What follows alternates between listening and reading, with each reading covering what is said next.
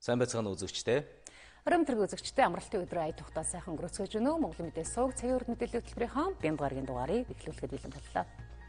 Өнөөдөр олон улсын парламентын холбооны ассамблеийн 136 дугаар чуулган Бангладеш улсын нийслэл Дака хотно эхэллээ. Тус чуулганы зүүн хойд Азийн бүлгийг Монгол улс даргалахаар болсон байна. За энэ чуулганд улсын хурлын даргын гол тэргүүтээ Монголын парламентын төлөөлөл оролцож байгаамаа. Манай сурвалжлах баг Дака хотноос дараах мэдээллийг дамжууллаа. Олон улсын парламентын холбооны ассамблеийн 134 дугаар чуулганд дэлхийн 160 гаруй орны парламентын дарга, дэд дарга болон парламентын төлөөлөл бол оролцож байгаа. За улсын хурлын дарга инх болд өнөөдөр зүүн хойд Азийн парламентын бүлгийн хуралдааныг бол даргаллаа. За нэгдсэн хуралдаанд хүний эрхийн тэгш байдлыг хангах сэдвийн дор хүн төрөлхтний нэр төр сайн сайхан амьдралыг хангах нөхцөлийн талаар улсын хурлын дарга бол үндсэн илтгэлийг тавилаа. За парламентын ассамблеийн чуулганаас тавхан хүргье. За улсын хурлын дарга инх бол тэргүүтээ Монголын парламентын төлөөлөгчид олон улсын парламентын холбооны ассамблеийн 136 дугаар чуулганд бол оролцож байна. Энэ чуулганд оролцох нь энхтэй нэг сахин хамгаалах, улс орны хамтын ажиллагааг хөгжүүлэх, төлөөлийн ардчлалыг бэхжүүлэх талаарх парламентуудын хамтын хүч хармаалтад хувь нэмрээ оруулна гэж бол үзэж байгаа. За доктортой хөгжлийн зорилтууд түүний дотор тэгш бус байдлыг арилгах чиглэлээр Монгол улсын бодлого арга хэмжээг танилцуулах юм а. За улсын хурал олон улсын парламентын хоорондоо хөгжиж ирсэн хамтын ажиллагааг бэхжүүлэх, өр өгөөжийг нэмэгдүүлэх нь ач холбогдолтой гэдгийг чинээр албаны их сурвалж хэлж байна. Тухайлбал энэ удаагийн хурлын нэг онцлог нь юу вэ гэхээр бол залуучууд эмэгтэйчүүдийн оролцоог парламентт нэмэгдүүлэх, улмаар энэ ертөнцид байгаа тэгш бус байдлыг арилгахад чиглэгдсэн гол санаануудаа гаргаж энэ парламентын гишүүд нэлээд ярилцж байна. Тэгээ манай хувьд бол нэг бас онцлог юм үйл явдал боллоо. Тэр нь юу гэхээр энэ Аз номхон долоон бүс гэж байдаг. Аз номхон долоон бүсийн энэ бүлэгт бол 33 орны парламентын 33 орн багтдаг. За энд тухайлбал Оросын холбооны улс, Хятад, Япон гэдэг энэ Австрали, Нови Зеланд гэдэг энэ томоохон ийм улсууд ордог. За энэ бүлгийн даргаар нь бол манай их хурлын дарга Мягомби Инколдыг өнөөдөр сонгосон. Тэгэхээр энэ юу гэсэн үг вэ гэвэл нэгэсэндээ Монгол улсын парламентын нэр хүнд бас дэлхийд өсөж байна. Тэр орны парламентын тэргүүнүүд хоорондоо уулзаж энэ хооронд нь парламент хоорондын харилцаа, улс хоорондын харилцаа, тэгээд ард түмнүүд хоорондын харилцааны асуудлуудаа ярьдаг баг. Тэгээд Женевт мэргэжил дэвшлүүлээд тамгын газрынхаа чадварыг сайжруулах асуудал яригч. Мөн холбооны бүгд найрамд Герман улсын Бундестагийн ерөнхийлөгч Ламерт энд манай дарга хоёр уулзж шít. Тэгэхээр энэ уулзалт бол Монгол Германы хооронд парламент хамтын ажиллагааны бас түүхэнд Бангладеш Дакад уулзж байгаа энэ уулзалт нь бол Улаанбаатар, Берлинд уулзж исэн өмнөх уулзалтуудын ач холбогдолтой гол шийдлүүдийг цааш нь үргэлжлүүлэхэд маш чухал түүхэн ач холбогдолтой уулзалт болж байна. Дэлхийн улс орнуудын парламентыг нэгтгэсэн олон улсын парламентын холбоо нь анх 1889 онд Франц улсын нийслэлд Парис хотноо байгуулагдсан байна. Өдгөө 171 жинхэнэ 11 хавсрах бүс нутгийн парламентын гишүүнчлэлтэй улс орны парламент хооронд хамтын ажиллагааг бэхжүүлэхээс гадна олон улсын их ашгийг хүндсэн тулгамдсан асуудлуудыг хэлцэж зөвлөмж тогтоол гарган олон улсын парламентын байгууллагын үйл ажиллагааныг энэ чиглэлд бол анхаарлыг нь хандуулдаг. Хүний эрхийг хамгаалах үндсэн зорилготой Монгол улс 1962 онд олон улсын парламентын холбооны гишүүнд илссэн харилцаа хамтын ажиллагааны хувьд шинэ шатнд гарсан гэж өнөөдөр үздэг юм а. Өнөөдрөөс эхлэн нийтийн тээврээр иргэдэд бэлэн мөнгөөр бус зөвхөн картаар үйлчилж байна. Өөрөөр хэлбэл иргэн та нийтийн тээврээр үйлчлүүлэхийн тулд заавал цахим карт авсан байх ёстой. Нийслэлээс автобусны цахим карт борлуулахад сэнгэлэх зэгийг нэмж байгуулсныг бид урд нь мэдээлж байсан. За өнөөдрөөс эхлээд нийтийн тээврийн автобус бол бэлэн мөнгөөр үйлчлэхэ болж байгаа маань. Дандаа ийм смарт картаар бол ингэж уншуулж байгаа. За энэ смарт карт ингэ шууд уншуулдаг болсноор нийтийн тээврт орж ирж байгаа орлого бол тодорхой хэмжээнд нэмэгдэнэ гэж яриад байгаа. Та энэтэй санал. Тэгээд энэ хайрч рууч 500 төгрөг хийж байгаа хүмүүс байхгүй ерөөсөө. Сайхан залуучууд тэгээд 200 төгрөг хичээл хоёр тогтоог авчих. Одоо энэ хайрцахгүй болчихдоо харин ямар болдго юм байгаа тийм үстэй тий. Энэ нэг чимийг л одоо сарын дараа харна да тий. Ихэнх нь ер нь баг карт болцсон байх шүү. Одоо нэг дахь төрөхөд бол энэ бүгд карт болцохоо тийм. Одоо өнөөдрийн байдлаар бол хагас хүмүүс амралтын өдөр чинь ихэнх нь карт уншуулж байна гэсэн.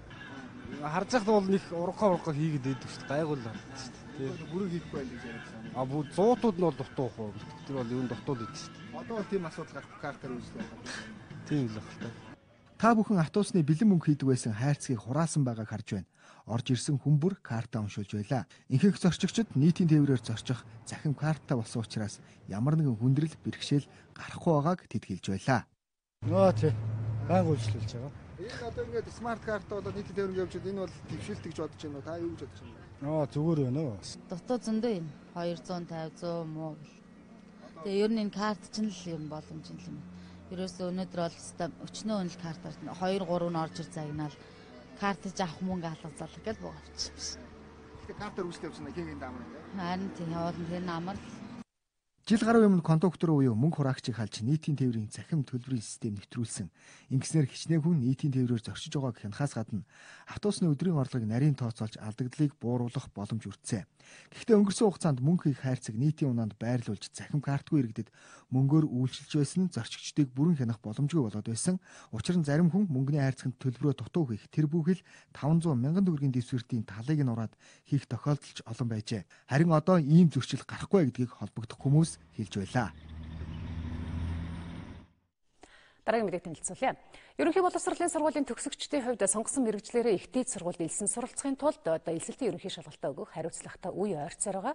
Төгсөгчдийг 10 хэлжирэл сурсан мэдлэгээ үнэлүүлэх чухал шалгалтанд амжилттай оролцох бололцоог нь хангахын тулд өнөөдөр боловсролын үнэлгээний төвөөс элсэлтийн ерөнхий шалгалтын бүтэц зохион байгуулалтыг таниулан сурталчлах мөн мэдээлэл өгөх нээлттэй өдрөлгийг зохион байгуулсан байна.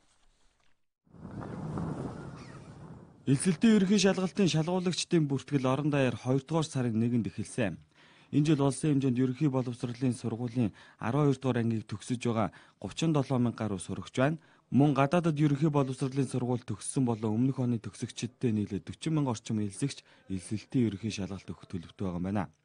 Захимаар бүртгүүлсэн шалгуулагчид шалгалт өгөх байр, анги танхим, суудлын хуваарийг баталгаажуулсан хуудсыг өөрийн бүртгэлийн дугаар болон нууц үгээ ашиглан 5 дугаар сарын 15-наас хойш EEC CGM сайтаас хэвлэн авах боломжтой байна. Шалгалтууд бол ер нь бүгдийг сонгоцсон байгаа. Ангаахын их сургуульд бол орно гэсэн зорилготой өөртөө тавьсан байгаа. Тийм болохоор хим, биолог, англи хэл гураар ер нь бол их сайн бэлдэж шалгалтаа өгнө гэж бодож байгаа. Бүртгүүлэхэд бол их амархан бүх юмыг цаанаас нь яахын бүгдийг заагаад өгсөн байдаг. Энэ жилийн үед 6 сарын 15-ны өдөр Монгол хэл бичгийн шалгалт, 16-нд англи хэл, хим, Монгол улсын түүх, 17-нд математик, газар зүй, биолог, монгол хэл, 18-нд нийгмийн тухай мэдлэг, физик, орос хэлний шалгалтыг авах хуваар гарсан юм байна.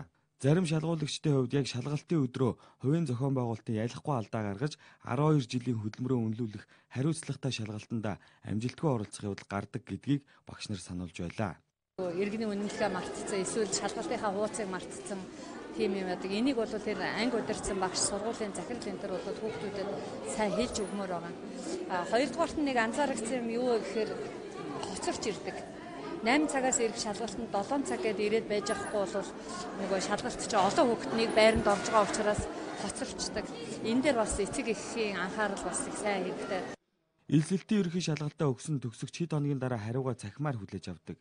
Тэгвэл шалгалт өгсөн даруйд хариугаа харах боломжтой системийг нэвтрүүлэх талаар боловсролын үнэлгээний төвөөрхөн судалж байгаа юм байна. Ер нь одоо элсэлтийн ерөнхий шалгалтын зохион байгуулалтыг ил тод нээлттэй хүртээмжтэй болох зорилттой хуваарьнд бид нар эх жил улсын хэмжээнд бүх шалгалтын төвшөнд бол элсэлтийн ерөнхий шалгалтыг шалгалтаа өгөөд дууссан даруйдаа дүнгээ мэдэх боломжтой энэ шилэн технологиг нэвтрүүлэх юм.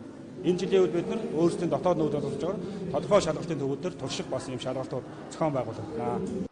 Өнөөдрийн нээлттэй өдрөлийн хүрээнд иргэд олон нийт шалгуулагчдад зориулсан элсэлтийн ерөнхий шалгалтын бүртгэл, зөвлөгөө мэдээлэл өгөх, өргөдөл гомдол шийдвэрлэх, элсэлтийн ерөнхий шалгалтын сорил шалгалтыг зохион байгуулж дүн оног газар дээр нь танилцуулж байлаа.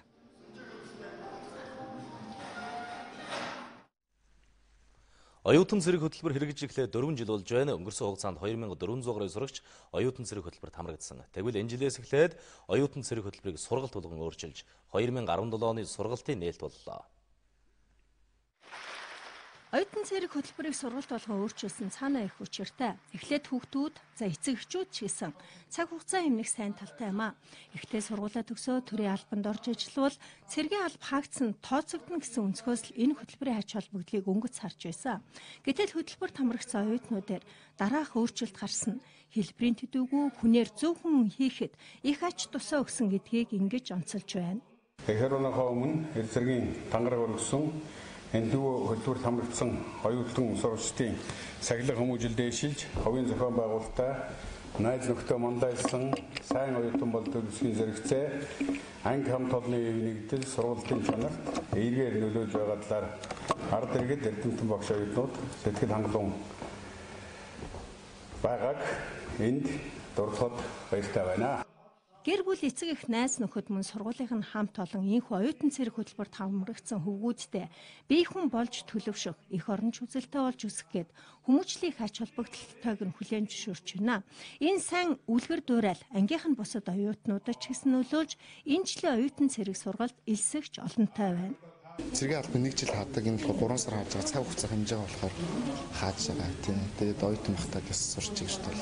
Ерөнхийдөө бол өөрийнхөө сайн дураар хандж байгаа. Яагаад тэгэхээр ер нь бол цэргийн албыг бол Монгол хүний журам төвөг, энэ хүмүүсийн журам төвөг гэж ярьдаг. Тиймээс энэ үргээ биелүүлэх тэгээд бас нэг цэргийн амьдралыг бас мэдрэх үүднээс тэгээд ер нь жилийн хугацааг 2 сард багтаах болохоор ер нь биднээс ч амархан нөхцөлд амархан болохоор ер нь ингэ сонгож явж байгаа. Одоо бол оюутан цэрэг хөтөлбөр ш оюутан цэрэг сургалт болж байна.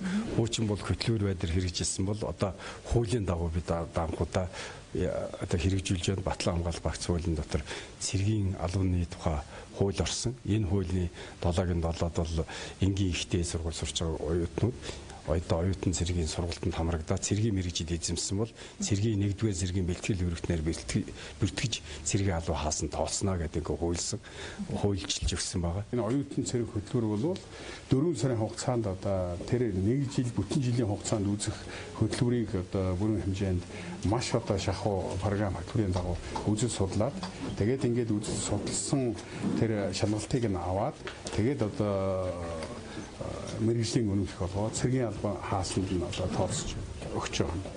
Оюутан цэрэг сургалтанд ихтэй сургуулийн бакалаврын өдрийн ангид суралцж байгаа 1-р курсын 18 нас хүрсэн залуусыг өөрийнх нь сайн дурын хүсэлтийг харгалзан элсүүлж байна. Гол нь эрүүл мэндийн үзлэг тэнцэн байх ёстой гэдэг шалгуурыг гол үзүүлэлт болгож байна.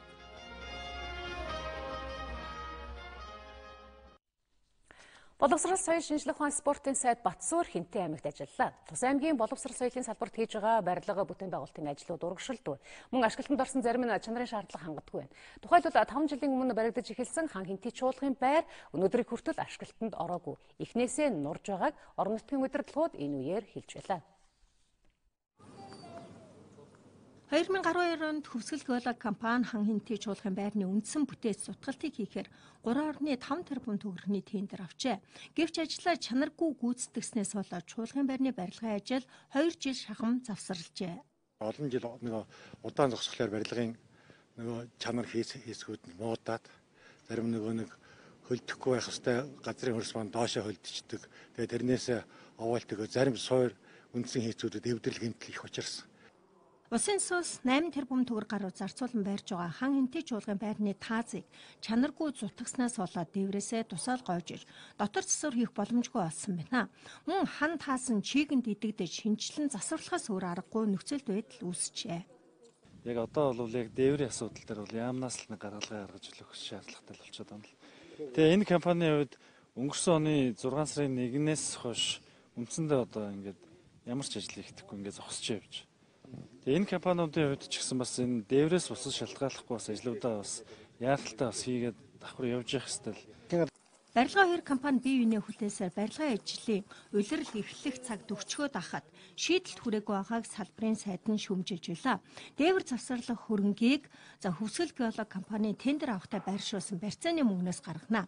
Тиймээс олон жил сумжирсан энэ барилгыг намраас урьдчилж дуусгах үүргийг өглөө. Дүүжин тааснууд хийгдэн дээрээс нь чинь дандаа ус нэвччихэж байгаа. Тэгээ одоо энэ гадна талыг харсан дандаа гадна талын хандлага учлж нь яатсан ш нэвчсэн штэ. Тэгээ хэрвээ одоо энэс дулааны дээврийнхаа дулаалгыг хүртэл задлж иж бас хатаахгүй бол энэ ч өвөл цанц өгч штэ. Барилга объектуудын хяналт тавих чиг үүргийг нөгөө барилгын хөгжлийн төв барилга байгуулалтын яамны барилгын хөгжлийн төвд бүр өмсөн шилжүүлсэн юм байл штэ. Тийм учраас бол бас одоо манайхаас шалтгааллах юм маш бага болоод байгаа. Тэгээ би барилгын хөгжлийн төвийн удирдлагатай ярьж тэр дээврийн асуудлыг даралтай шийдвэрлүүлэх арга хэмжээ авъя гэж бодож байна. Хинтээ аймгийн Чингис хотод баригдаж байгаа хан Хинтээ чуулгын барилга 5 жилийн хугацаанд баригдаж байгаа. 2012 онд хөвсгөл геолог компаниуд эрхийг нь авч барьж эхэлсэн байдаг боловч өнөөдрийн байдлаар нөхцөл байдал ийм хэвээр дээврээс нь одоо ус гоожсноос болоод дотоод заслыг нь хийж болохгүй нөхцөл байдал үүсэж байгаа байна. Өөрөөр хэлэх юм бол тендерийг орон нутагт өгдгүүгээс болоод одоо хаа нэгтгээс компаниуд ирж бол нөхцөл байдлыг хүндрүүлдэг ийм тохиолдол бол олон байдгийг орон нутгийнхан хэлж байгаа.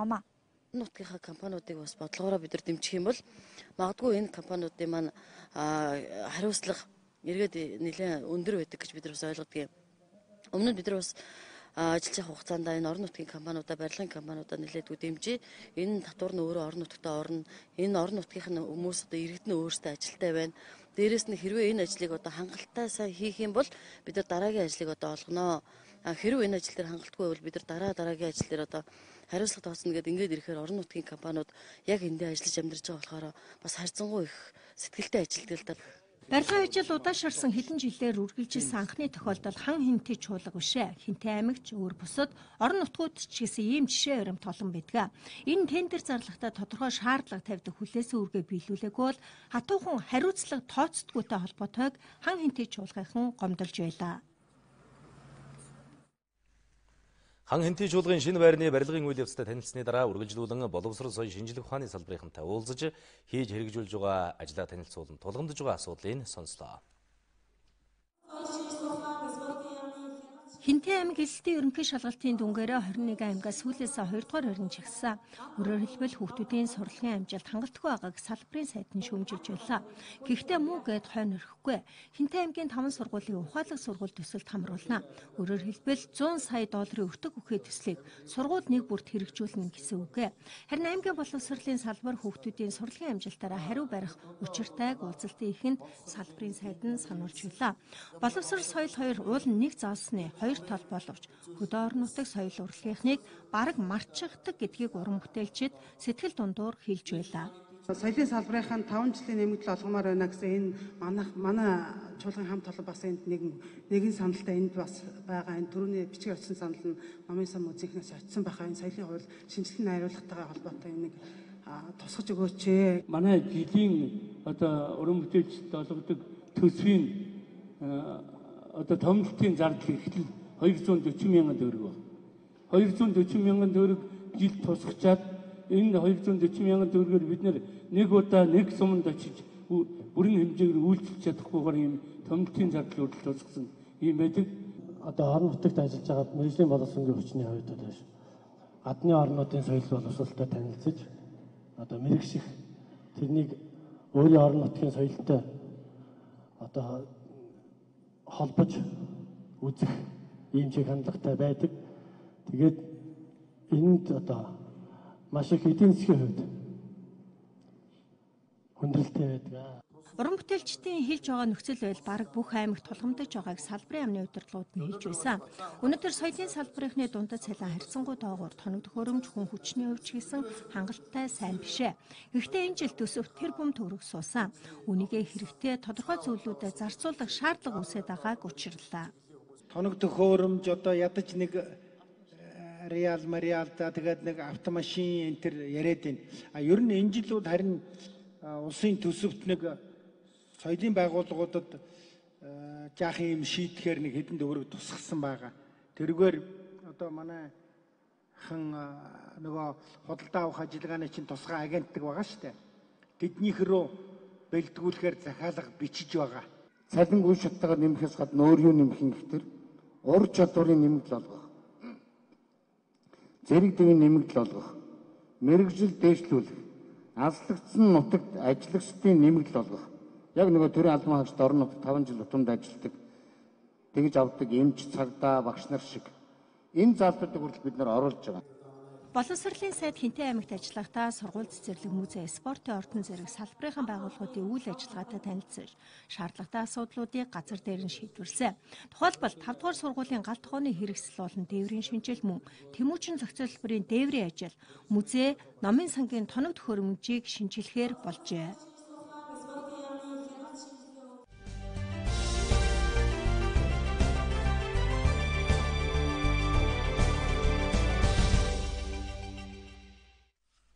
Цагаарт мэдээллийн хөтөлбөр зочны ярилцлагын цагаар үргэлжлэх гэж байна. Монгол Улсын засгийн газар Чалкогоос 350 сая ам.долларын зээлийг дараа бүтээгдэхүүнээрээ эргүүлэн төлөх нөхцөлтөөр 2011 болон мөн 2012 онд зээлсэн байдаг. Тэгвэл энэ үрийг Эрдэнэс 5 толгой компани энэ 7 хоногт бүрэн барагдуулж дууссан санхүүгийн баримт бичгийг засгийн газарт хүлээлгэж өгсөн байна. Өнөөдрийн сэдвээр одоо Эрдэнэс 5 толгой компани энэ онд хэдэн тонн нүүрсний экспорт хийх, үүнээс төсөвт ямар хөрөнгө төвлөрүүлэх талаар манай сэтгүүлч Цэнд зочинтой ярилцахад бэлэн болсон байна. Орон төргийн үзэгчдээ цагийн үрд мэдээллийн хөтөлбөр өнөөдрийн сэдвээр Эрдэнэс 5 толгой компани бүгд найрамдах Хятад ард улсын төрийн өмчөд Чалко компани төлөх ёстой өөрөө 3 сарын 30-нд албан ёсоор дуусгар болголоо гэсэн энэ сэдвийн хүрээнд бид нэр ярилцахаар студидтэй Эрдэнэс 5 толгой компани гүйцэтгэх захирал Ариун Болдыг урьж ирүүлээд байна. Танд орон минь төргий. Таныг яг энэ ажлыг авч яхад Чалкод хэдээр хэмжээний өртөө байсан бэ? Ер нь шинэ засгийн газар байгуулагдаад шинэ удирдлагын баг бүрдэж яхад Чалко компани өөрөөр дунджаар 110 сая долларын мөрөг олборлагч компанид олборлолтын хөлс төлөгдөөгүй нүүрсээр төлөгдөөгүй 60 сая доллар байсан. Тэгэхээр 7 сарын хугацаанд хэдээр хэмжээний нүүрс олборлоод хэдээр хэмжээний экспортод гаргацсан гэсэн үг үү? Ер нь бид зүүн цанхал ганц хайлж байсан. Зүүн цанхтаа бид төлөвлөгөөнийхөө дагуу сарда 600 мянган тонн нүүрс экспортлдог. Тэрнийхээ 400 мянган олборлагч компанид 200 мянган Чалко компанид өгдөг. Тэгэхээр энэ бол сүүлийн сар. Таныг яг ажил авч яхад 1 тонн нүүрсийг уурхайн аман дээрээс хэдэн доллараар борлуулж яваа? Дөнгөж ажил эхэлж явах үед бол уурхайн аман дээр 27 доллар үнэтэй байсан. Тэгээд 9 сард 10 сараас 32 болоод дараа нь Чалко TTJ компанид хилцэл хийсний үр дүнд 12 сарын 1-ээс 50 доллар болсон. Тэгээд 1 сарын 1-ээс 59.9 доллар болсон. Өөрөөр хэлбэл бараг 2 дахин нэмэгдсэн гэсэн үг үү? Зүүн цанхын ордын үн бол 2.3 дахин нэмэгдсэн. Баруун цанхын орд бол шууд 71.5-аас эхэлсэн. Дуудлага хөдөлгөөр явсан. За бас нэг хийж амжуулсан ажил бол олборлолт болон хөрс суултын ажлыг Монголын компаниуд хийх болсон гэсэн. Ингэснээр манай эдийн засагт хэдээр хэмжээний мөнгө Монголдо үлдэх боломж үлдэж байгаа юм байна. Тийм гол нь бид ажил аваад явж явах үед үн маш өндөр болчихсон байсан. Тэр нь бид ганцхан зүүн цанхынхаа орд ажиллаж байсан. Бид өөрсдөө нүүрс борлуулах ямар ч хэрэг байхгүй. Бидний борлуулалт нүүрсж байхгүй. Тийм учраас баруун цанхын үйл ажиллагааг маш хурдан яаралтай эхлүүлэх шаардлагатай байсан. Энд дээр засгийн газар суурхай ажиллаад баруун цанхын ажлыг эхлүүлэх үүрэг өгөөд бүх нөхцөлийг бүрдүүлсэн. Түүний үр дүнд урд дахь засгийн газрын өмнөөс шийдвэр гарчихсан Монголд энэ төрд 20 тэрбум төгрөгийн өртөө HCS гэдэг компаниг Монголын баруун цанхын ордоор ажиллаа тавталган. Тэгээд тэр үр төлбөрийн оронд олборлолтыг явуулаа гэж шийдвэр байсан. Тэр шийдвэрийн дагуу бид 12 сард HCS компаниг ажилд оруулсан. Тэрний үр дүнд HCS компаниас тодорхой хэмжээний 20 тэрбум төгрөгөөр гарсан уурхайн ажлыг явуулагдаад 1 сарын 1-ээс ажиллаад гарсан. Яг энэтэй холбогдоод бид баруун цанхын үйл ажиллагаанд тендер шалгуулалтыг зарласан байсан. Тэгээд 2 сарын дундаас эхлээд Монгол уурхайчин нэгдэл буюу Хишиг Ариун олборлол Мера гэсэн Монголын компаниудын нэгдэл баруун цанхын үйл ажиллагаанд явуулах тендер шалгарч ажиллаа эхэлсэн байна. Компани ойрын төлөвлөгөөнд угаах үйлдвэр барих төмөр замын асуудал ер нь ямар шатндаа явж байна? Төмөр замын асуудлыг ер нь зайлшгүй дайруу хийх хэрэгтэй. Энэ асуудлуудаар энэ зам тээврийн яам нэлээ сайн мэдж байгаа. Одоо үлдэж байгаа зүүн цанхаас олборж байгаа нүүрснийхаа 80%-ийг Чалкод өгөх ёстой гэсэн асуудал яригдаад байна. Энэ үнэ юм уу? Тэр анх хийгдсэн гэрээн дээрээ зээлээр авсан төлбөр дууссаны дараа үндсэн гэрээний үйл ажиллагаа явагдана. Энэний дагуу бид зүүн цанхынхаа уурхайхаа 80%-ийг Чалко компанид өгнө гэсэн гэрээтэй 20% өөртөө борлуулах хэрэгтэй. Өөрөөр хэлбэл хилцээний түвшинд явж байгаа гэж ойлгож болох уу? Одоо үнэ тэн дээр бид 80%-ийнхаа нүүрсийг ямар үнээр нийлүүлэх вэ гэдэг хилцээний түвшинд явж байгаа. 2017 онд хэдээр хэмжээний нүүрс олборлоод үн хэрвээ энэ хിവэрээ доктортой ахын бол ямар хэмжээний орлого олно гэж төлөвлөж байна вэ? 17 онд бид төлөөлөл өгөх зөвлөөс өгсөн зөвшөөрлийн дагуу 11.5 сая тонн нүүрс экспортлох үүрэгтэй. Одоогийн байдлаар бид 2.5 саяг экспортлсон байж байна. Үлдсэн хугацаанд 9 саяг олборлох төлөвлөгөөтэй. Сардаа 1 саяг экспортлоод явах хэрэгтэй. Тэгэхээр бид 9 сая экспортлж чадвал энэ жилдээ бид үн одоо дунджаар энэ одооных шиг байгаад байвал бид нэг хагас тэрбум буюу нэг 500 сая долларын хөнгөн эргэлтийг Монголын санхүү эдийн засгт оруулах боломжтой. За баярлалаа. Цагийн үрд мэдээллийн хөтөлбөр өнөөдрийн сэдвээрээ Эрдэнэс 5 толгой компани Хятадын Чалко компанид төлөх ёстой 350 сая 50 сая $50 өрийг бүрэн тэгэлж дуслаа гэдэг сэдвийн хүрээнд Эрдэнэс 5 толгой компани гүйцэтгэх захирал Ариун Болттой ярилцлаа. Цагийн урд мэдээллийн хөтөлбөр үргэлжилж байна.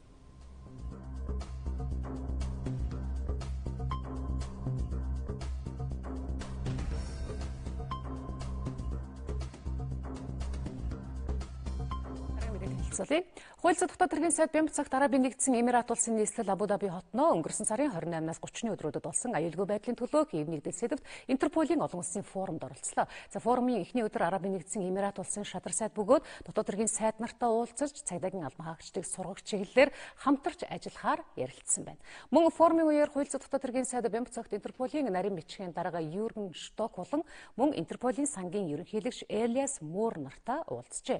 Интерполийн сангийн ерөнхийлөгчтэй хийсэн уулзалтаар форумын хүрээнд танилцуулсан 7 төрлийн гэмт хэрэг болон мөнгө угаах, зохион байгуулалтаа гэмт хэрэгтэй тэмцэх чиглэлээр бүс нутагтаа жишг болохоос төсөл хэрэгжүүлэхээр тохиролцсон байна.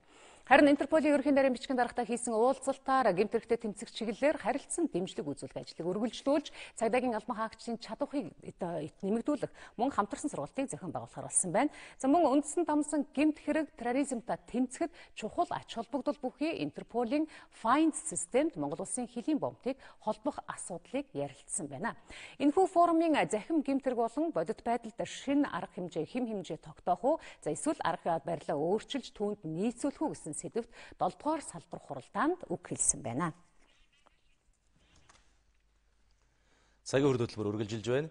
Нийгмийн ардчлал Монголын залуучуудын холбоонд энэ жил 1000 гаруй залуус шинээр элсэж гишүүнүүлжээ. Өнөөдөр тус холбоонд шинээр элсэн залуучуудад үнэмлэхийг гардуулан өглөө. Нийгмийн ардчлал Монголын залуучуудын холбоо 60 гаруй мянган гишүүнтэй нийгэмд өөрийн гэсэн байр суурьтай байгуулуулсныг удирдлагууд нь онцолж байна. 1997 онд улс төрч сонирхолтой залуучууд нэгдэж нийгмийн ардчлал Монголын залуучуудын холбоог байгуулж байсан. Түүнээс хойш үе үеийн улс төрчид, удирдагчид эндээс бэлтгэдэн гарсан байдаг. Өнөөдрийн байдлаар энэ холбооны 600 гаруй гишүүн улс төрийн сонгуульд албасч байна. Мөн тэдний залгамж халаа болсон олон залуучууд одоо мөн л бэлтгэдэж байгааг тэд онцолж байлаа.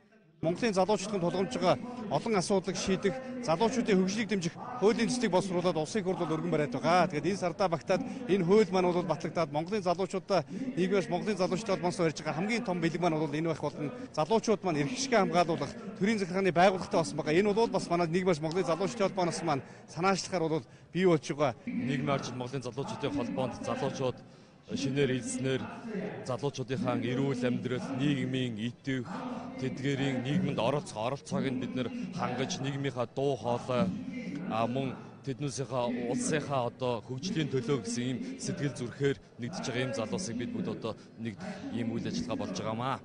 Өнөөдөр сонгон архин дүүргээс нийгмийн ардчлал Монголын залуучуудын холбоонд нэгдсэн залуучуудад гишүүнийх нь нэмэлтгийг гартуулж өгч байна. Сонгон архин дүүргийн нийгмийн ардчлал Монголын залуучуудын холбоонд 3000 гаруй гишүүнтэй юм байна. Сүүлийн 5 жилийн дундаж үзүүлэлтээр манай улс жилдээ 400 мянга орчим жуулчин хүлээж авдаг байна. За энэ бол манайх шиг баялаг түүхтэй, байгалийн үзэсгэлэн тогтцтой, өвөрмөц ёс заншилтай улсын хувьд маш хангалтгүй тоо гэж мэрэгжлийн хүмүүс хэлдэг. Тиймээс аялал жуулчлалын салбарыг хөгжүүлэхийн тулд дэдүтгцийн бүтээн байгуулалтыг хийж, үйлчилгээний стандартыг тогтоох шаардлагатай гэж олон улсын аялал жуулчлал үзэсгэлэнгийн үеэр салбарын төлөөлөлд хэлсэн байна. Манай улсад жуулчлахаар ирсэн олон ч гадны хүмүүсийн тэмдэглэлд онгоцны тийз хит их хүнтэй, үйлчилгээний соёл таарав, хүний наацхийн хэрэгцээний зүйл дутмаг байдаг гэх мэтчлийн асуудлыг дурдсан байдаг. Тиймээс аялал жуулчлалын байгууллагын стандартыг тогтоож мөрдүүлэх хэрэгтэй гэдгийг мэргэжлийн хүмүүс хэлж байлаа. Шинээр одоо бид нар аялал жуулчлалын компани байгуулах юм бол хамгийн сүүлийн стандарт хогоо хаан тавих юм, хаан одоо нойлынхон одоо ямар орчин үеийн хөрсний бохирдол гүүгээр нойлыг одоо байгуулах уу гэдэг стандартыг бол манай яамны хэмжээнд барилга хот байгуулалтын яамтай хамтраад ер нь бол ойрын үед шийдвэрлэнэ гэж үзэж байгаа. Энэ дээр л үндсэн бол 2-оос 3 стандартны ээг бол одоо бэлэн болгоцоод байж байна. Хамгийн нэгдүгээрт бол одоо боловсон нойл, саунд, үүш гэж юмыг бол хамгийн нэгдүгээр тавьж өгдөг. Манайх бол энийг болохоор хангадаг.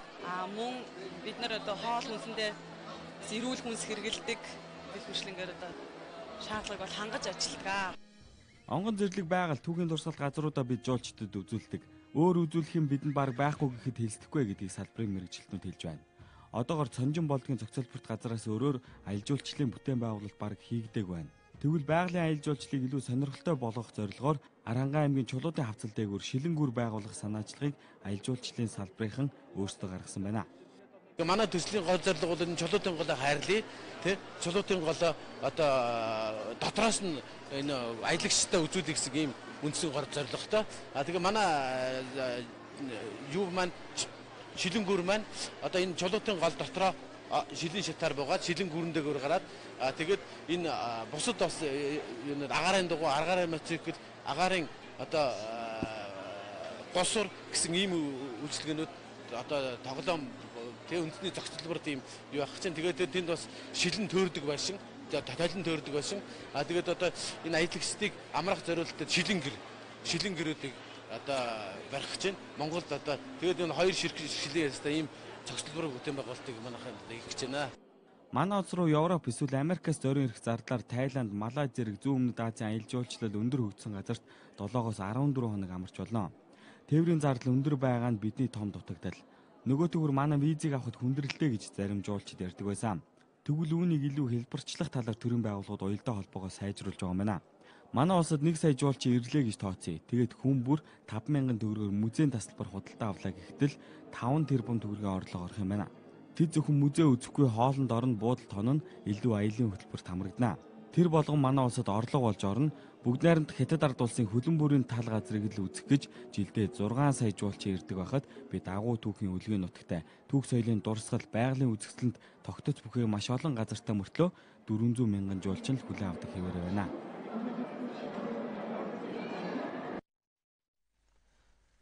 Гарааны бизнес эхлүүлж байгаа аж ахуйн нэгжүүдийг хэрхэн үйл ажиллагаагаа өргөжүүлж үр ашгаа нэмэгдүүлэх талаар мэдээлэл зөвлөгөө өгөх зорилготой үзэсгэлэн Америкийн соёл мэдээллийн төвд боллоо. Интерпренерийн хамтын ажиллагаа үзэсгэлэн бизнесээ эхлүүлж байгаа залуучууд өөрсдийн бүтээгдэхүүнүүдээ авч ирж оролцож байна. Ирэх үйл дулааны хөнгөлт идэлхэд бүтээгдэхүүнийхээ борлуулалт эрэлтийг нэмэгдүүлэх зорилготой ажиллаж байгаа. Энэ залуучууд эрхвэгддэг, угсардаг халаага өр бүтээжээ. Тэдний энэ бүтээгдэхүүн Монгол гэрийг бүрэн халаах чадaltaй. Захилгааны зардал нь энгийн халаагуураас 2-оос 3 дахин бага гэж зохион бүтээгчид нь тайлбарлаа. За тэдэн шиг бизнесийн санаагаа олж ажиллаа эхлүүлсэн ч орлогоо өсгөж хүрээгээ тэлж чадахгүй байгаа олон хүн энд иржээ. За энэ бүтээгдэхүүнийг бол яг мэдээж манад хамгийн том асуудал бол агаарын бохирдол байгаа. Агаарын бохирдлыг үүсгэж байгаа гэр хорооллын одоо зөвхөн гэрүүд бол 45,000 орчим айл өрөх гэж тооцдог. За тэр гэрүүдийн яндан буулгачих юм бол бас 3.1 орчим агаарын бохирдол багасчин гэдэг үүднээс бид нар энэ бүтээгдэхүүнийг одоо хийгээд одоо 100-ыг л авч хайх зорилготойгоор яндан буулгах зорилготойгоор эрчим хүч бага зарцуулаад тогны доголдол гаргадаг ийм шин технологи гаргах зорилготойгоор одоо яг ийм сет гаргаад байж байгаа юм л да. Тэрээс утааны бохирдлыг бид нэр хэмжих хэрэгтэй байна. Өөрсдөө гэсэн мэдээлэл тоолох хэрэгтэй байна. Тэрхийн тулд бид нар хамгийн хямдхан одоо хүн өөрсдөө хийгээд өөрсдөө ашиглаж болох юм хамгийн хямдхан утааны одоо бохирдлыг шалгадаг төхөөрөмжийг зорилгоор анхны төхөөрөмжөө хийсэн. Дараагийн ээлжинд бид нар одоо эхний ээлжинд хийсэн төхөөрөмж гон жоохон тийм юм муутай одоо мэдрэх чадвар нь муутай дээрс нь айгүй удаан ажилладаг зөвхөн дэлгэцээр харуулдаг байсан болохоор бид нэр тийм одоо датаг нь боловсруулах боломжтой байсан. Тэнгүүд бид нар дараагийн 2 дахь төхөөрөмжн дээр ажиллаж гисэн. 2 дахь төхөөрөмж нь болохоор бүх хүнд элементүүдийг мэдрэхээс гадна одоо хими элементүүд байгаа шүү дээ CONO гэдэг. Тэгээд тэрнээс гадна particle measure буюу одоо PM 2.5 11 гэдэг бүгд нь болохоор мэдэрдэг тийм төхөөрөмж. Дээрээс нөх нь интернет холбогдож мэдээлэлээ байршуулдаг одоо энэ вебсайт дээр байршуулад одоо тэгээд энэ цэг дээр ийм юутай байна гэдэг юмыг хийх боломжтой. Технологи эрүүл мэнд хөдөө аж ахуй байгаль орчингээс салбар бүрт гарааны бизнес эхлүүлсэн байгууллагын төлөөллүүдийг уулзуулж тэдэнд тулгардаг нийтлэг бэрхшээлийг хамтдаа хэлцэх зорилгоор энэ удаагийн үзэсгэлэн зохион байгуулсан. 32 гарааны компанид байгуулагдсан байна. Гэтэл 32 гарааны компаниуд бүгдээрээ лабораторийн түвшинд байгаа нь хангалтгүй байна. Манай одоо эрдэмтэд маш сайн патентуудыг гаргасан байна. Өнөөдөр төр засгийн зүгээс энэ хүмүүс юу ч хүсэж байхгүй. Энэ хүмүүс юу хүсэж байгаа нөхөр хуулийг хэрэгжүүлээд дүрм журмын боловсронгуй болгоод уялдаа холбоон сайжруулдаг гэж. Тийм учраас үнийг л сайжруулахын төлөө улсын хурлдах инновацийн лобби бүлэг байгуулагдсан ажиллаж байна. Энэ үеэр мөн Америкийн соёл мэдээллийн төвөөс Америк нэгдсэн улсад бизнес эхлүүлж байгаа компаниудын туршлага, инновацийн талаар харилцан ярилцлаа.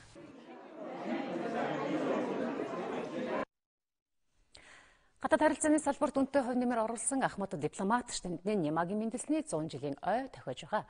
Монгол улсын гадаад харилцааны салбарт түүний оруулсан хувь нэмэр их гэдгийг хамт ажиллаж байсан дипломатчид мөн үр хүүхэд нь дурсан ирж байна. Ахмад дипломатч Дамжны Ниман гадаад харилцааны салбарт 32 жил ажиллажээ. Энэ зураг бол зөвлөлт холбоот улсын нам засгийн төлөөлөгчид манай улсад ажиллах үед хоёр орны хооронд найрамдал, хамтын ажиллагааны болон харилцаан туслалцах гэрээнд Брежнев, Цэдэнбал нар гарын үсэг зурж байгаа түүхэн зураг. Энэ гэрээг байгуулахад Дамжны Нимагийн оруулсан хувь нэмэр их гэдгийг дурслаа. Энэ зурган дээр бол манай аавын зураг энэ байна. Энэ баруун гар талд нь байгаа нь 10 жилээр шинжилж исэн гэрээний харилцан туслах гэрээ гэж байдгийг. Тэрэн дээр бол бүх талаар манай Монгол улсыг одоо эдийн засгаар одоо техник технологи одоо тухайн үеийнхаа мөн одоо манай оюутнуудыг сургах тэр юунд анх хийжсэн энэ гэрээний үндсэн дээр одоо тэр 60 оноос хойш чинь манай тухайн үед зөвлөлт холбоот боловсрол олж исэн улсуудын суурийг одоо ингэж тавьжсэн болов уу. Дипломат албыг одоо хөгжүүлэхэд өөрийнхөө одоо хувь нэмрийг оруулсан одоо нэр хүндтэй ахмадуудын нэг юм байгаа. За залуучууд одоо бид нар бол гадаад замны нэрээр сургууль төгсөөд ирээл тэгэл яамда одоо хамгийн бага албан тушаалаа ажиллаас эхлэв штэ. Тэр үед бол манай дипломат албаны ахмадууд бол залуу үеэ одоо халамжлан хүмүүжүүлдэг, чармааж ажилладаг байсан. Ахмад дипломатч Ниман Түшээд хаан аймаг Дарханчив ангийн хошуу буюу одоогийн Төв аймгийн Баян дэлгэр сумын нутагт 1917 оны 4-р сарын 1-нд мэндэлжээ. Улсын их ажлын хажуугаар 10 хүүхдээ өсгөн хүмүүжүүлсэн байна. За тэрээр үүр хүүхэдтэй зөв хүн байхын чухлыг үлгэрлэн харуулж захиж ирснийг хүүн дурслаа. Гадаад дотоод ингээл анх ингээл явж байхад бол бид нар ч мэдэхгүй юм их гарна. Тэгэл яг ч өмнөхөө энийг ингээд ягаараа хичээгээрээ энэ яашгүй зөвхөн чамаа гэхгүй одоо чинь чамаар төлөөлүүлж Монгол улсыг хийн шүү. Тийм болохоор ерөөсө 2 дахин 3 дахин хичээж яваарай. Хянамгаа байгаарай. Гэт ингэж яадаг бид нарыг сургадаг байсан. Монгол улсын гадаад харилцааны салбарт өөрийн орон зайг бий болгосон Ахмад дипломатч Ниман 1940 онд бүгд найрамдах Монгол ард улсаас зөвлөлт холбоот суух элчин сайдын яамд нарийн бичгийн даргаар томилогдож, за 1950-аас 53 онд Бээжин хот дахь элчин сайдын яамд 1-р нарийн бичгийн даргын алба хашиж байлаа. Тэрээр хилийн чанд дахь дипломат албанаас иргэн ирсний дараа гадаад явдлын яамд ёслолын хилтээс, боловсон хүчний хилтээс тусгай хилцээний зэрэг хариуцлагатай албаны даргаар томилогдсон ажиллаж 1979 онд тэтгэвртэй гарчээ. Бид та бүхэнд дотоод мэдээ танилцууллаа. Одоо үзэгчид та бүхэнд олон улсын амьдралд өрнөж байгаа үйл явдлаас манай гадаад мэдээний орчуулагч редактор Ариун Чимгийн бэлтгэснээр хүргэе. Оройн дөрвийн үзэгчтэй гадаад мэдээ танилцуулъя. Америкийн нэгдсэн улсын шинэ засаг захиргааны бүрэлдэхүүнд багтсан албан тушаалтнууд тэр дундаа үндэсний аюулгүй байдлын зөвлөхөөр томилогдсон Майкл Флин 2016 оны ерөнхийлөгчийн сонгуулийн өмнө Оросын дипломатуудтай уулзаж ярилцсан шалтгаанаар албан тушаалаасаа огцорсон асуудал одоогоор Америкийн улс төрийн хүрээнд ихээхэн маргаан дагуулж байгаа. Саяхан Майкл Флин Оростой юу ярилцсан талаараа Америкийн сонгуульд Оросын нөлөө байсан эсхээр мэдүүлэг өгөхөд бэлэн байгаа гэдгээ мэдгдсэн. Харин Кремлийн зүгээс үүнд хариулт өгч байна. Тухайлбал Кремль Оросын холбооны улсаас Америкийн нэгдсэн улсад суугаа элчин сайд Сергей Кислyak болон Америкийн нэгдсэн улсын үндэсний аюулгүй байдлын зөвлөх асан Майкл Флин нарын хооронд яригдсан асуудал донд Оросын холбооны улсын эсрэг Америкийн нэгдсэн улсын тогтоосон хориг арга хэмжээг цуцлах эсвэл Америк дахиад хориг нэмж тавих зэрэг одоо ямар нэгэн амлалт өгсөн зүйлийг яриагүй гэсэн байр суурийг илэрхийлсэн байна. Өөрөөр хэлэх юм бол Москва, Вашингтонд сууж байгаа элчин сайдад Орос Америкийн хоорондын хоригийн асуудлыг ярилцах эрх мэдэл байхгүй учраас тэдний хооронд Америкийн хоригийг цуцлах боломжийн талаар бол ярилцаагүй гэдэг байр суурийг хэлж байна. Түүнчлэн Оросын холбооны улсын элчин сайд бүрийн үндсэн үүрэг бол тухайн суугаа орныхоо бодлого тодорхойлогчдтой аль болох холбоо харилцаагаа хадгалахад чиглэдэг. Вашингтонд сууж байгаа элчин сайд ч одоо энэ үүргээ 100% биелүүлж ажилладаг. Харин элчин сайд бол тагнуулч биш. Иймд одоо Оросын элчин сайдтай уулзаж ярилцсан бүх асуудал бол аюултай одоо улсын дотоод асуудалд хөндлөнгөөс оролцсон үйл ажиллагаа гэж одоо элчин сайдын ажил үүргийг ташаа буруу байдлаар ойлгож болохгүй маа гэсэн тайлбар ийм байр суурийг Дмитрий Песков Австралийн нэгэн хэвлэлд өгсөн ярилцлагатаа онцолсон байна. Өнгөрсөн 2 дугаар сард Америкийн нэгдсэн улсын шинэ засаг захиргаанд үндэсний аюулгүй байдлын зөвлөхөөр томилогдсон Майкл Флин Оросын дипломатуудтай хийсэн уулзалтаа Трампын засаг захиргаанд мэдэгдээгүй нууцлсан гэсэн мэдээлэл гарсантай холбогдуулж албан тушаалаасаа огцорсон. Тэрээр өнгөрсөн сарын сүүлээр холбооны мөрдөх товчоо болон Конгресст Америкийн ерөнхийлөгчийн сонгуульд Оросын нөлөө байсан эсэх асуудлаар мэдүүлэг өгөхөд бэлэн байгаа гэдгээ мэдгдсэн юм а. Гэхдээ тэрээр өөрийг нь мөрдөн шалгахаа зогсоож халдашгүй эрх олговол Оросууд Америкийн нэгдсэн улсын сонгуульд нөлөөлсөн эсхийг ярина гэсэн юм нөхцөлийг тавиад байгаа. Гэхдээ тэрээр Конгрессийн сонсголд ямар мэдээлэл өгөх нь одоогоор тодорхойгүй байна. Харин Америкийн нэгдсэн улсын Сенатын тагнуулын хороо үндэсний аюулгүй байдлын зөвлөх асан Майкл Флиний халдашгүй эрх олгох хүсэлтийг хүлээж авахаас татгалцсан гэсэн мэдээллийг өгч байна. НАТОгийн гадаад иргэн сайд нарын уулзалт эх 7 хоногт болохоор төлөвлөгдсөн байсан ч Америкийн нэгдсэн улсын төрийн нарийн бичгийн даргын ажил үргийн хуваарьтай уялдуулж өчигдөр Бельгийн нийслэл Брюссел хотноо боллоо. НАТО энэ удаад терроризмын эсрэг тэмцэх Украины хурцлал байдал зэрэг олон сэдвийг хөндсөн байна. Мөн НАТО батлан хамгаалах салбартаа дотоодын нийт бүтээгдэхүүнийхээ 2-оос дээш хувийг зарцуулах асуудлыг ч гэсэн хөндөж хэлэлцлээ. Энэ уулзалтанд анх удаа оролцсон Америкийн нэгдсэн улсын төрийн нарийн бичгийн дарга Рекс Тиллерсон батлан хамгаалах салбар дахь зардлаа нэмэгдүүлэхийг НАТОгийн холбоотон улс орнуудад уриаллаа. Учир нь Америкийн нэгдсэн улс НАТОгийн гишүүн бусад 27 оронтой харьцуулахад НАТОгийн хүрээн дэх батлан хамгаалах үйл ажиллагаанд илүү өндөр дүнтэй төсөв оруулж байна. Цаашид НАТОгийн гишүүн улс орнууд энэ төсвийг ижил төвшөнд бүрдүүлэх ёстой гэсэн ийм байр суурийг Америкийн нэгдсэн улсын төрийн нарийн бичгийн дарга илэрхийллээ. Мөн Рекс Тиллерсон ч гэсэн дотоодын нийт бүтээгдэхүүнийхээ 2-оос дээш хувийг зарцуулах тогтсон хязгаарт хүрэхгүй байгаа улс орнууд цаашид хүчин чармаалтаа нэмэгдүүлж аль болох үр дүн харуулах нь чухал байна гэсэн ийм байр суурийг бас хэлсэн байгаа. Үүнээс гадна НАТОгийн гишүүн улс орнууд Вашингтоны зүгээс тавьж байгаа батлан хамгаалах салбарын зардлыг дотоодын нийт бүтээгдэхүүнийхээ 2-оос дээш хувьд хүргэх тухай бодит төлөвлөгөө гаргасан нь бол зөв шийдвэр байх маа гэдгийг ч НАТО дахь холбоотон улс орнуудаа санал болгосон. НАТОгийн хувьд бол 28 гишүүн орны 5 нь л батлан хамгаалах зардлын төсвийг заасан хэмжээнд нэмэгдүүлэх эдийн засгийн хүчин чадалтай гэж тооцоолж байгаа. Харин Америкийн нэгдсэн улсын энэхүү шаардлагыг Герман улс бол няцааж байна. Өөрөөр хэлэх юм бол Герман улс дотоодын нийт бүтээгдэхүүнийхээ 2-оос дээш хувийг цэрэг зэвсгийн салбарт зарцуулна гэдэг бол үнэхээр бодит бус зүйл юм а. Үүний оронд хөгжлийн тусламж зэрэгт зарцуулах нь зөв шийдэл байх болов уу гэж ингэж мэдэгдсэн байна. Харин НАТОгийн ерөнхий нарийн бичгийн дарга бид тэртээ тэргүй хөгжлийн хөтөлбөрт дотоодын нийт бүтээгдэхүүнийхээ тэг 10.7% зарцуулж байна. Харин аюулгүй байдалтай дотоодын нийт бүтээгдэхүүнийхээ 2-оос дээш хувийг зарцуулах нь бол цаг үеийн байдалтай холбоотой өөрчлөлт гэж Америкийн нэгдсэн улсын байр суурийг дэмжсэн мэдээлэл хийлээ. НАТО бол Оросын холбооны улсын зүүн тиш тэлэх бодлогын эсрэг зүүн Европын улс орнуудад цэрэг зэвсгийн хүчин чадлаа нэмэгдүүлэхэд чиглэсэн ийм бодлого хэрэгжүүлэхэд төсвөө нэмэх нь бол зөв гэдэг асуудлыг сүүлийн жилүүдэд эрчимтэй ярьж байна. Одоогоор Америкийн нэгдсэн улс НАТОгийн хүрээнд батлан хамгаалах салбарт дотоодын нийт бүтээгдэхүүнийхээ 3.6%-ийг, Их Британи улс 2.2%-ийг бүрдүүлж байгаа. Өөрөөр хэлэх юм бол Америкийн нэгдсэн улс НАТОгийн төсвийн 72%-ийг дангаараа бүрдүүлж байна гэсэн үг юм а. Ирэх 5 дугаар сард Америкийн нэгдсэн улсын ерөнхийлөгч Дональд Трамп НАТОгийн дээд хэмжээний уулзалтанд цагаан ордны тэргүүний хуваар анх удаа оролцох гэж байна. Тэрээр энэ уулзалтанд очихдоо НАТОгийн бусад гишүүн улс орнууд төсвийн бүрдүүлэлтээ нэмэгдүүл гэсэн Вашингтоны шаардлагыг дахин давтах болов уу гэж ажиглагчид таамаглаж байна.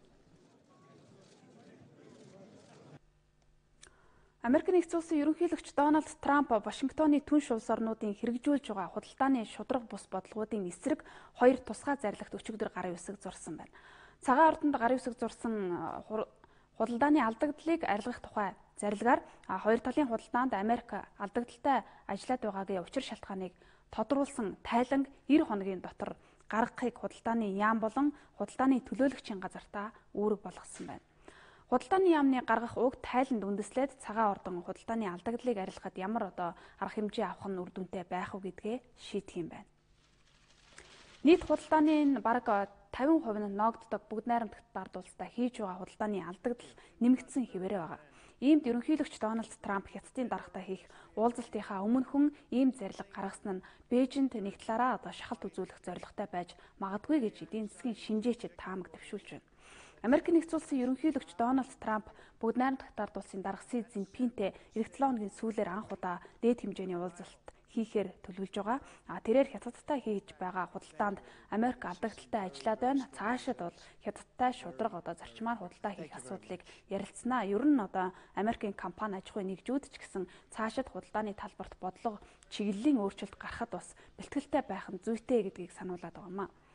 Америк нэгдсэн улсын худалдааны сайдын мэдгдснээр бол Америкийн гайлын татвар бусад хөгжингүй улс орнуудтай харьцуулахад бас хамгийн бага юм үзүүлэлттэй байдгаа гэсэн тайлбар мэдээллийг одоо ерөнхийлөгч Трампын тангарахтай холбогдуулж хийсэн байна.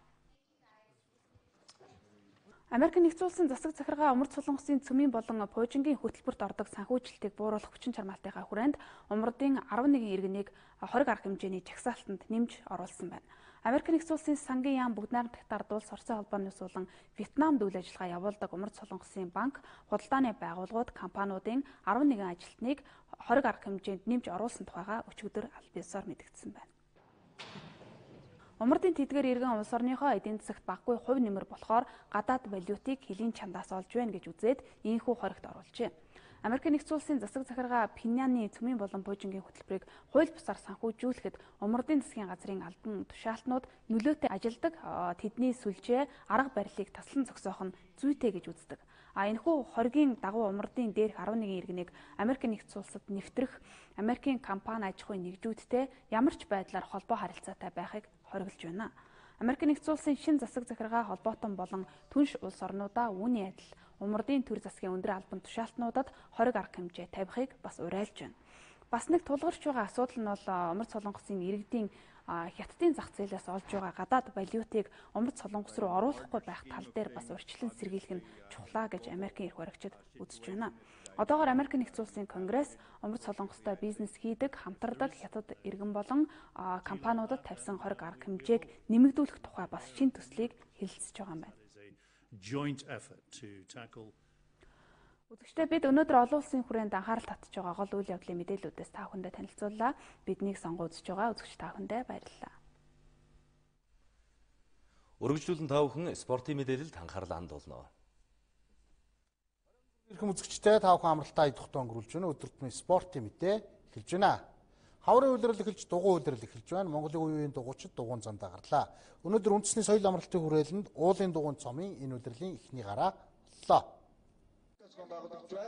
2017 оны дугуйн нийлтийн тэмцээн үндэсний соёл амралтын хүрээлэнд болж хот хөдөөгийн 17 байгууллага клубын 200 гаруй тамирчид дугуйн бартаа замд өсвөр залуучуудын 10 насны ангилалд ур чадвараа сорин аваргуудаа тодруулж байна.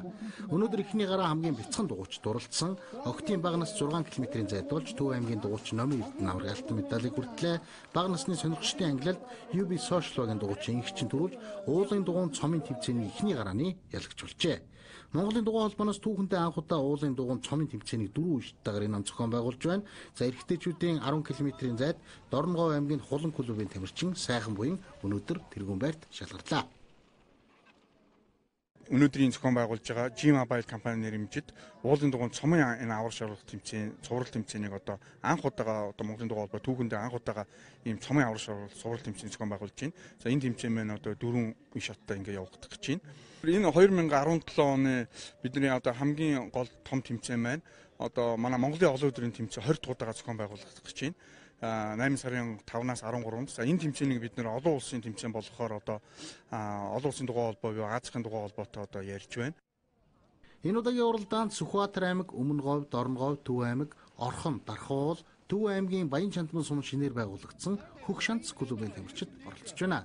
Охтын 10 км зай уралдаан сонирхолтой өрсөлдөөнтэй болж 5 тойрог уралцсанаас Сүхбаатар аймгийн Шилийн богд клубын тамирчин Инх Саран аваргын алтан медалийг хүртсэн байна.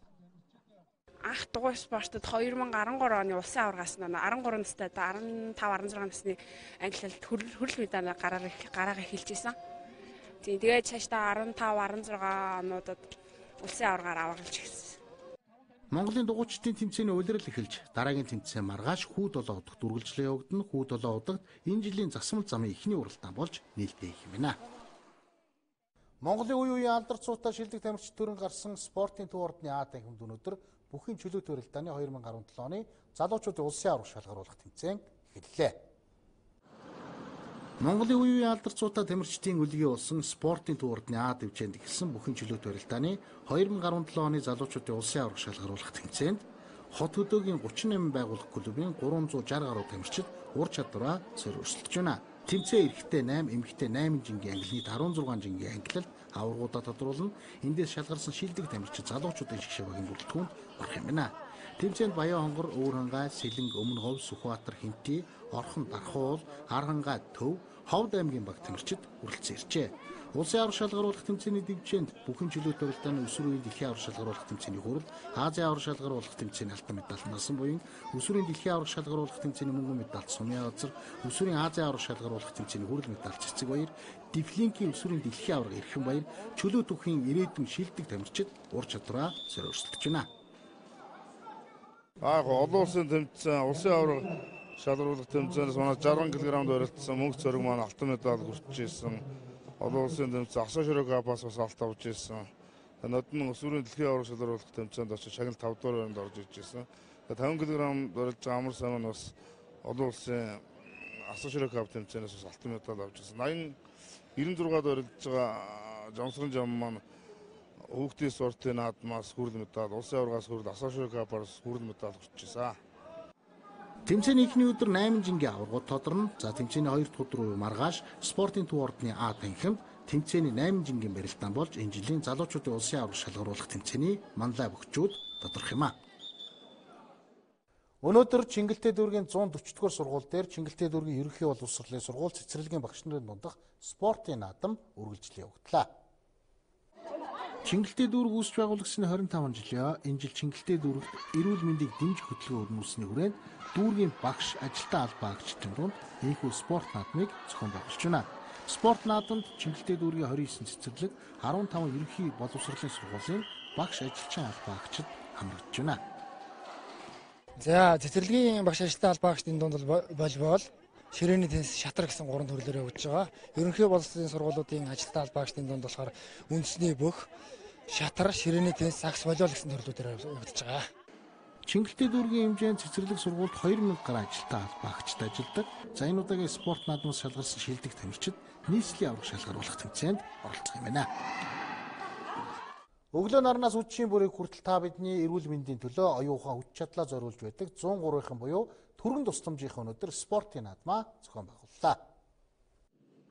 Цаг нартаа уралдан хүн бүрийн эрүүл мэндийн төлөө минут секундээр хэмжигдэх албанд хүчин зүтгэдэг 103-ын буюу түргэн тусламжийн эмч зөвлөгч албаагчид амралтын өдрөө спортын наадмаа зохион байгууллаа. Спортын наадам оюуны их спорт шатар, багийн спортын төрлүүд болох волейбол, сагсан бөмбөг, тэдний ярдгаар хамгийн их хөдөлгөөн шаарддаг ширээний теннисний спортоор 4 төрлөөр зохиогдож өнөөдөр наадмын нийлтийн ажиллагаа Монгол Улсын боловсролын их сургуулийн спортын танхимд боллоо. Энэ жил одоо эрүүл мэндийн яамнаас одоо гаргасан уриан нь одоо нийгмийн эрүүл мэндийг одоо хөгжүүлэх жил болгон зарласан. Мөн Улаанбаатар хотын засаг дарга иргэдийн урлаас ард иргэдийг эрүүл чирэг, эрүүл орчин, аж аргалтай амьдруулъя гэсэн энэ их уриануудад бол зохицож байгаа үйл ажиллагаа юм. Ингээд бид нэр одоо эмч хүмүүс бид нар өчигдөрхөн одоо эмчийнхаа дэлхийн эмч нарын баярын өдрийг тэмдэглэлээ. Тэгээд энэ өдрийг тохиолдуулаад энэ жилийн баяр маань давхцж байна. Ингээд энэ нь бол бид бусад ард иргэдтэй үлгэр жишээ болох хэрэгтэй юм байна. Бид эрүүл байвал олон хүний төлөө ихийг хийж чадна гэсэн уриатаагаар энэ удаагийн спортын 4 төрөл тэмцээн уралдаанд шамдан оролцож байна. Дэлхийн усны өдөрт зориулан ус суугийн удирдах газраас зохион байгуулж байгаа сагсан бөмбөгийн тэмцээн өнөөдөр эхэллээ. За энэ тэмцээнд 20 байгууллагын тамирчид ур чадвараа сорж байна. Ус чандман Эрдэнэ сүүлийн үед дэлхийд дахин цэвэр усны нөөцийн талаар маш их олон асуудлууд яригдаж, усаа хэрхэн зөв зохистой хэрэглэх талаар олон талт асуудлуудыг ярьсаар байгаа. Дэлхийн усны өдөрт зориулан ус суугийн удирдах газраас сагсан бөмбөгийн тэмцээнийг холбогдох байгууллагуудын залуучуудын дунд зохион байгуулж байна. Сагсан бөмбөгийн тэмцээн нийслэлийн засаг даргын тамгын газар, байгаль орчин аял жуулчлал яам, нийслэлийн иргэдийн төлөөлөгчдийн хурал, орон сууц нийтийн аж ахуйн удирдах газар, геодит 600 газар гээд нийт эрэгтэй 11, эмэгтэй 9 багийн 400 гаруй тамирчид ур чадвараа сорин өрсөлдөж байна. Дэлхийн усны өдөрт зориулсан сагсан бөмбөгийн тэмцээний аваргууд маргааш тодорхой юм байна. Өнөөдөр их засаг их сургуулийн спорт танхимд Монголын хөргөлт, агааржуулалт, халаалтын үйлдвэрлэл эрхлэлдэг байгууллагуудын сагсан бөмбөгийн тэмцээн болж аваргуудаа тодруулж байна. Хүн амын нэгтрал ихсж олон байгууллага үйл ажиллагаа явуулж эхэлсэнтэй холбогдсон орчин цагийн хөгжлөө даган хөргөлт, агааржуулалт, халаалтын олон компаниуд үйл хаалгаа нээж энэ албан байгууллагад олон залуучууд ажиллах болжээ. Эдгээр залуус мэргэжлийн хувьд хамтран ажиллах, туршлага солилцох үүний зэрэгцээгээр биеийн тамир спортоор хичээлээ эрүүл чирэг байхын тулд Нөхөрлөл 2017 Сагсан бөмбөгийн тэмцээнийг санаачлан өнөөдөр их засаг их сургуулийн спорт танхимд зохион байгууллаа. Сагсан бөмбөгийн тэмцээнд 11 багийн 250 гаруй тамирчид ур чадвараасаа өрсөлдөж аврагуудаа тодруулах юм байна. Энэ компаниудад одоо улс орны зах зээл дэлхийн хүрээгээр энэ компаниудын одоо улам өргөжиж байгаа. Эхлээд бол зах зээлд бол ганц 2 компани байсан. Одоо бол бараг 20 компани энэ талаар үйл ажиллагаа явуулж байгаа. Чиглэл, Сэрүүн, Жимгаз, Элчит самхаг гэд 11 байгууллагын Сагсан бөмбөгийн тэмцээнийг тулга төхөөрөмж компани санаачлан зохион байгуулж энэ жил зохион байгуулж байна.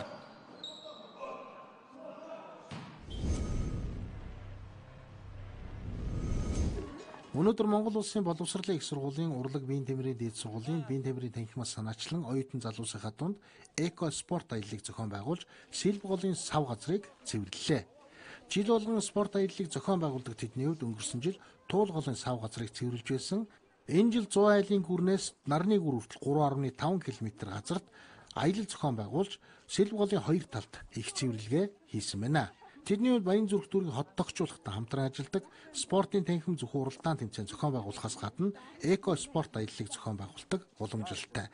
Энэ жилийн эко спорт аялалд 7 багш 300 гаруй оюутан залуучууд хамрагджээ. Энэ ач тус нь болохоор ерөөсөө бид нар эко гэхээр заавал нэг тийм уулын ногоо модонд очиж байдгийг эко гэж ойлгодог.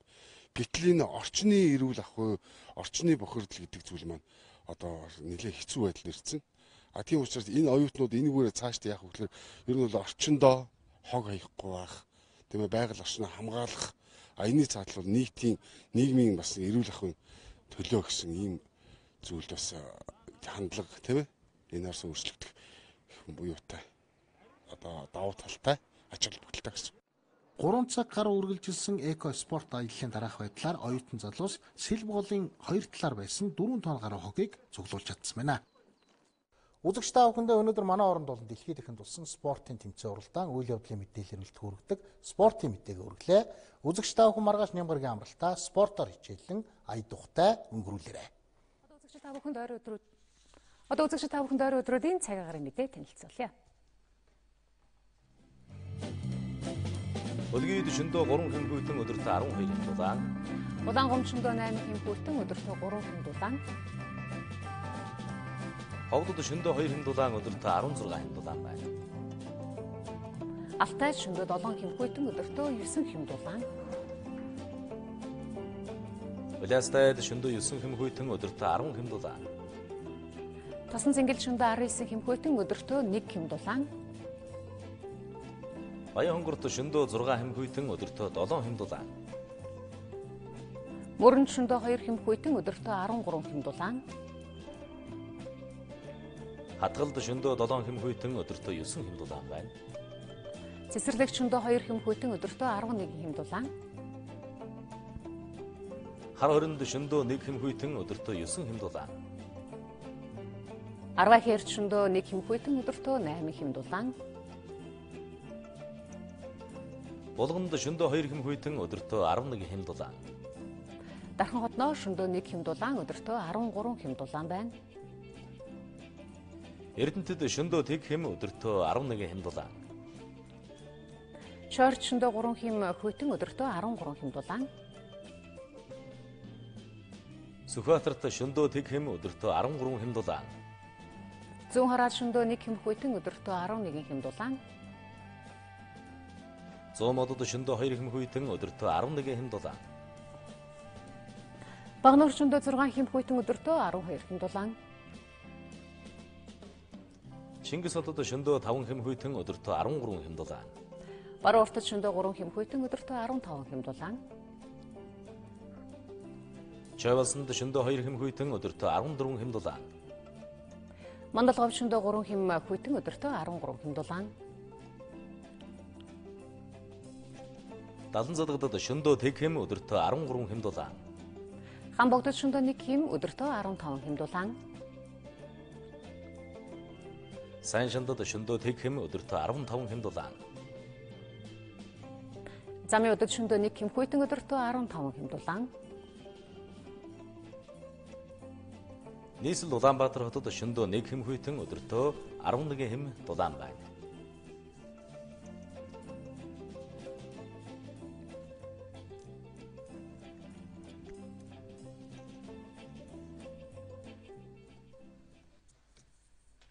Эрхэм үзэгчдээ цагийн хүрд мэдээллийн хөтөлбөр Бямбгаргийн дугаараар танилцууллаа. Манай мэдээллийн хөтөлбөрийг сонгож бидэнтэй хамт байсан үзэгч та бүхэнд баярлалаа. Сайхан амраарай. Баяртай.